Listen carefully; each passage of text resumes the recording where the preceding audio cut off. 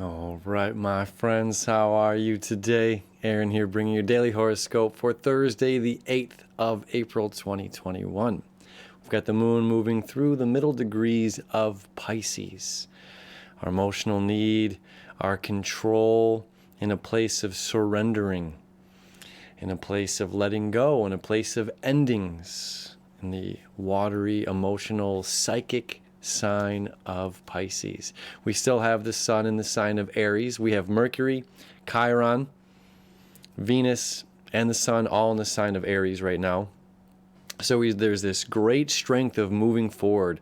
This is the energy of the weed finding its way through the concrete, breaking that and coming up and out, right? As its journey is to reach the sun, as its journey is to reach the nutrients of the sun. And it doesn't always know where it's going. It doesn't always see the light. And it's a difficult path sometimes. So there's this big burst of energy to help get us through there. Now, the thing about Aries, all this Aries energy, is Aries is the spark of the match. Just like that weed popping through the concrete, it has a lot of energy to do that. And then once it's done, it's like, now I can rely on the elements of the sun and the rain and the clouds to do the rest of the work. That's kind of the Aries energy as well. So there's a lot, that's the spark of the match. It's going to, it's going to keep that fire lit for just a moment until we light something else. Okay, so this is not going to be energy that sustains us. So this is bursts of energy, bursts of energy, bursts of energy. This is a sprint, not a marathon. So it's something to keep in mind as we're starting these new projects. We might have the concept to start this new project, or this emotional or spiritual insight to start something. And we might be really, let's go, let's hit the ground running. And then we can fizzle out rather quickly before we really get into the meat of it. So that's part of our energy today. Let me show you the chart. There's a couple cool aspects going on right now. The moon at 10 a.m. Eastern Daylight Time at 9 degrees is going to be creating this sextile to Uranus. Uranus, the radical planet, the breakthrough planet, the great awakener in the sign of Taurus. Its most challenging position for it to be in the sign of Taurus is it's holding on to tradition, holding on to fundamentals, holding on to old beliefs. A single bar is a prison if we hold on to it long enough. So Uranus has a heck of a job to do here to us individually and as a culture in the United States and in every country around the world. Uranus is going to be doing a lot for the world while it's here in the sign of Taurus. And this particular aspect, this sextile aspect between these two, is saying that there's something worth digging into. There's something worth going in. This is going into the cave. I believe it was just recently, I don't have the information pulled up, but this is what's coming through. There's this like whole beautiful scene. God, I don't know where it's at. I'll try to find it and put a link in the description box. But basically some people were just rock climbing and they went into this cavern and found this huge underground world where there's even light coming in and canopies and trees growing and a river underneath, like deep inside of this cavern. And it's just one of the most beautiful findings that we've stumbled across in a long time. So with this connection between our emotional needs, our emotional strength, our emotional surrendering, our emotional control, meeting up with Uranus in this favorable aspect, allowing us to break through and break free, saying it's okay to go deep within. It's okay to release that bar, right? You ever heard that expression, like, it doesn't matter how much, if the glass is half full or half empty, the longer you hold on to it, the heavier it's going to get, right? That's that bar situation. That's our mental exhaustion.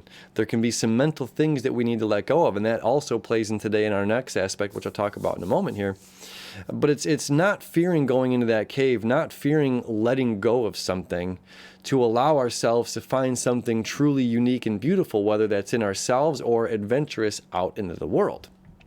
And this plays really beautifully into our next aspect, which is the moon, once a month, squaring the nodes.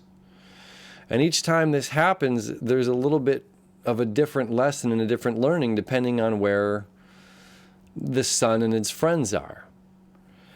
And today, not only do we have this Uranus-Moon sextile, which is a really beautiful connection, and Chiron semi-sextile to Uranus, which is about tapping into the intuition that we talked about this before, that crystal gazer, right? The individual that's seeing the bigger picture by looking into the scrying mirror or the crystal ball or something. And this is essentially part of what this square of the nodes has to do with. It's about using, in a sense, psychic abilities to connect.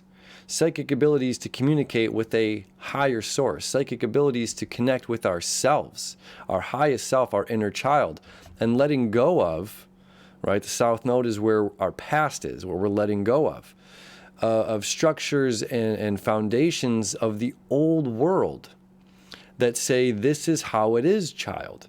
Money doesn't grow on trees. You have to work hard to receive money. I'm just going to use that as an example right now, and then apply that to your life in whichever way it makes sense.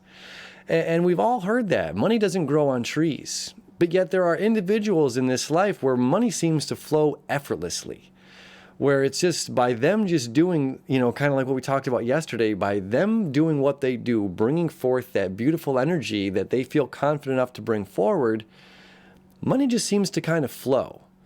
So although this is a golden rule, money doesn't grow on trees, or things you have to work hard for this, and there's a certain way and structure and order and doing things, and this is a philosophy. This isn't just that Capricorn or Earth sign energy. This is a mental philosophy, and there's this old biblical quote that says we're all born with the sins of our father, and I believe that that's wholeheartedly what that means, is that our parents are going to pass down this knowledge to us. And they get imprinted in us, and like a footprint in the snow, or like this building block, it's imprinted on us, or it becomes a brick of a foundation in our lives that we get stuck with, and we think their thoughts and what's been passed down to us, and we have to unlearn. And we have to be able to tap into that psychic intuition. We have to tap into the nonverbal communication, and we bring an ending. That's over here, Moon in Pisces. We bring an ending, an emotional ending to this ongoing monkey mind chatter that's going on that says that this is how it is, or this is how, and it's just like, okay, we have the opportunity for a clean slate. We have an opportunity for a whole new perspective. And if we're willing to let go of our perspective that we might have been holding on to since it's been imprinted in us as a child or as a young person, then we have this ability with a clean slate, a fresh snow. It's so funny. It snowed last Thursday. It snowed here in Detroit, and today it's like 80 degrees. So it's like we never know what's around the bend.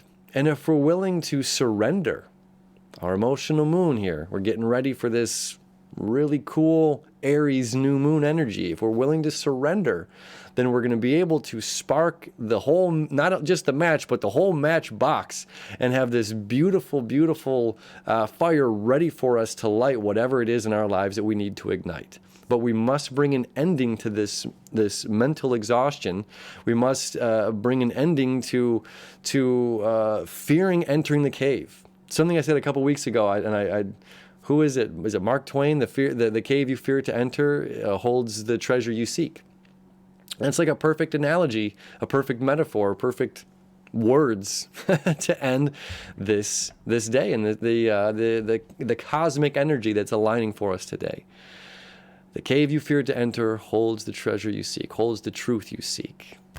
My friends, have a beautiful day. As always, thank you for hanging out with me. Time is the most valuable thing an individual can give. Thank you for giving me your time. Appreciate you. I love you. I wish you enough. We'll see you tomorrow.